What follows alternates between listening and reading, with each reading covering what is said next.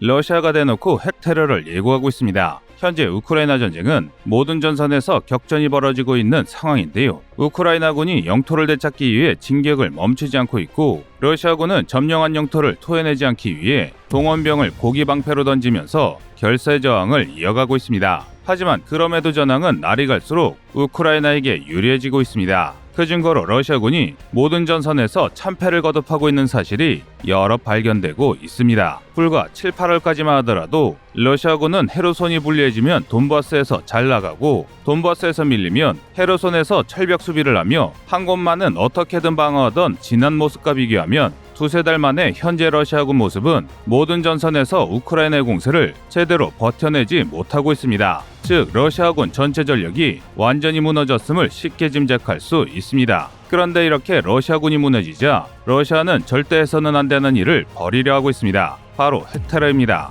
최근 들어 러시아는 우크라이나가 헤르손의 더티밤을 터뜨릴 것이라며 난리법석을 떨고 있습니다. 현재 러시아는 핵테러에 대한 온갖 시나리오도 마련해 놓은 상황입니다. 그중 대표적인 게 헤르손 탈환의 애를 먹는 우크라이나가 더티밤을 터뜨린 뒤 러시아에게 책임을 덮어 시위를 한다는 게 러시아의 주장인데요. 그런데 세상 어느 나라도 자국의 땅에서 전쟁을 하길 원하지 않고, 더욱이 자신들이 살 영토에 핵폭탄을 터뜨리려는 나라는 없습니다. 즉, 러시아는 우크라이나를 핑계로 핵테러 자작극을 벌이려는 것입니다. 그도 그럴 게 7월을 전후로 헤르손주에서 러시아군이 우크라이나군에게 밀려나고 있다는 건 온 세상 사람이 다 아는 사실입니다. 실제로 우크라이나 전쟁을 총지휘하는 러시아의 수로비킨 장군이 헤르손에서 후퇴한다는 이야기를 공식 석상에서 밝히기도 했는데요. 그런데 러시아는 이런 상황에서 우크라이나가 국제사회의 지지를 얻기 위해 귀중한 자국의 영토에 핵테러를 한다고 주장하고 있습니다. 대체 어떻게 이런 주장을 당당히 할 수 있는지, 러시아라는 나라가 제대로 된 나라인지 의문입니다. 하지만 러시아 내에서는 이런 말도 안 되는 분석이 그럴듯하게 받아들여지고 있습니다. 대체 어떻게 이런 망상이 가능한지 도무지 이해가 되지 않는데요. 그런데 이들의 입장에서 생각하면 나름 근거가 있기는 합니다. 이 근거는 바로 미국의 중간선거입니다. 중간선거에서 해외 개입에 부정적인 공화당이 승리한다면 미의회가 우크라이나에 대한 군사 지원을 중단할 것이고, 그러면 러시아가 승리한다는 게 이들의 논리인데요. 이 논리대로라면 곧 미국의 지원이 끊긴다는 사실에 초조해진 우크라이나가 생존을 위해 핵테러를 일으킨다는 망상이 꽤 그럴듯한 이야기가 됩니다. 그런데 러시아의 이 망상은 전제부터가 잘못됐습니다. 설령 공화당이 중간선거에서 승리한다고 할지라도 우크라이나에 대한 군사 원조가 끊길 일은 절대 없습니다. 하지만 러시아가 너무 자신만만하다 보니 혹하는 분들이 간혹 보이십니다. 그래서 준비했습니다. 오늘은 더티밤 논란과 미국의 중간선거가 우크라이나 전쟁에 끼칠 영향에 대해 알려드리겠습니다.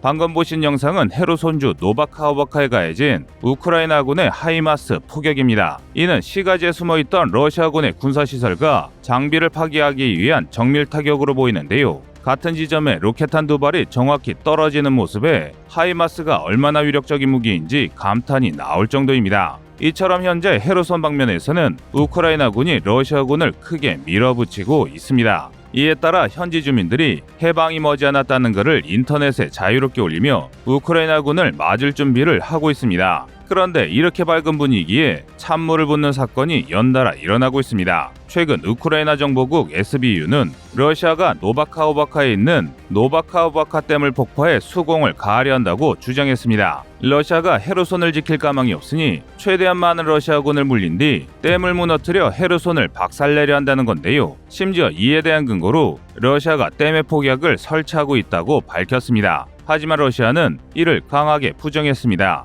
노바카호바카 댐이 무너지면 러시아가 오히려 더 큰 피해를 본다는 건데요. 러시아에 따르면 헤르손이 수몰되는 것은 둘째치고 드네프로강에서 크림반도로 이어지는 운하가 끊깁니다. 정말로 운하가 끊긴다면 크림반도의 대도시들에 제공되던 담수 공급이 완전히 끊기게 되는데요. 그래서 러시아는 자신들이 헤르손 댐을 폭파한다는 것은 우크라이나의 중상모략이라고 주장 중입니다. 오히려 우크라이나가 더티밤을 사용해 헤르손댐을 폭파하는 자작극을 벌이려 하고 있다고 반박하기도 했는데요. 더티밤은 말 그대로 핵무기 중 가장 더러운 무기라는 평가를 받는 인류 최악의 무기입니다. 만들기도 쉽고 위력도 상당하지만 그 결과물이 너무 끔찍하고 여러 세대에 걸쳐 피해를 남기기 때문인데요. 그런데도 이 무기의 제조 방법은 간단합니다. 엄청난 양의 방사능을 발생시키는 방사성 폐기물이나 핵물질을 재래식 폭약과 연결해서 터뜨리는 게 폭탄의 원리입니다. 그런데 이런 단순한 제작 원리에 비해서 그 위력이 정말 경악스럽습니다. 폭발방경주의가 방사능에 완전히 오염될 뿐만 아니라 폭발로 발생한 구름을 타고 방사선 물질이 인근 지역을 완전히 초토화시키기 때문입니다. 따라서 이 더티밤이 댐에서 폭발한다면 댐 아래에 위치한 모든 시설과 토지가 방사능에 오염되고 마는 것입니다. 즉 노바카오바카는 그야말로 죽음의 강이 됩니다. 더 끔찍한 건 현재로서는 더티밤의 피해는 방사성 물질이 방광기를 거쳐 사라지길 기다리는 게 유일한 복구 방법이라는 것입니다. 만약 더티밤에 쓰인 방사성 물질의 방광기가 길고 유독성이 강하다면 자칫하다가는 한 세기가 지나도 복구하기 어려운 엄청난 환경 피해를 발생할 수도 있습니다. 이런 폭탄을 우크라이나군이 사용할 리 만무합니다. 자신들의 영토를 다른 데로 이전할 게 아니라면 더티밤은 사실 사용할 수 없는 무기입니다. 그런데 이상합니다. 앞서 언급했듯이 현재 헤르손 전선에서 우크라이나군은 연전연승을 거듭하고 있습니다. 간단히 정리해 우크라이나군은 7월 첫 반격으로 다비디우브리의 돌출부를 만들었습니다. 그리고 9월 대공세로 헤르손 북부를 되찾았습니다. 또 10월에 들어서는 후퇴하는 러시아군을 추격해 헤르손시 남쪽 끄트머리의 작은 마을 스타리슬라우를 탈환하는 등 남부전선에서도 전진을 이어가고 있는데요. 이렇게 승리가 확실한 우크라이나군이 자국 영토인 헤르손에 더티밤을 살포한다고 하니 러시아의 주장은 앞뒤가 전혀 맞지 않습니다. 이는 국제사회 반응도 마찬가지인데요. 많은 국제학자와 군사 전문가들이 패전 임박한 러시아가 우크라이나와 함께 죽으려 한다고 분석하고 있습니다. 일단 억지 명분이라도 만들어 때를 쓴 뒤 노바카오바카 댐에서 더티밤을 터뜨리고 엔노우다 원전을 폭주시켜 우크라이나 남부를 사람이 살 수 없는 무인지대로 만든다면 전쟁으로 엉망이 된 러시아가 국력을 회복할 때까지 우크라이나 역시 망가진 영토를 복구하는데 신경을 쓸 수밖에 없다는 것이죠. 만약 정말 이런 일이 벌어진다면 아무리 미국과 유럽이 우크라이나를 돕는다 할지라도 우크라이나가 러시아를 위협할 국가로 성장하는 것은 사실상 불가능합니다. 하지만 러시아 입장에서는 현실적으로 판단했을 때 이 방법이 비열하고 잔혹한 일이지만 궁지에 몰린 러시아에게는 상당히 합리적인 전략일 수 있습니다. 다만 러시아가 이 수법을 사용한다면 크림반도 역시 무사하지 못합니다. 그런데 이는 달리 말해 러시아가 우크라이나의 미래를 끝장내기 위한 유일한 대가가 크림반도뿐이라는 이야기도 되는데요. 정리하자면 헤르손에서 더티밤을 터뜨렸을 때 우크라이나가 얻을 수 있는 이익은 전무하며 모든 국가 역량은 쇠퇴할 수밖에 없습니다. 반면 러시아는 크림반도를 잇는 대신 우크라이나를 러시아와 같은 실패 국가로 몰락시킬 수 있습니다.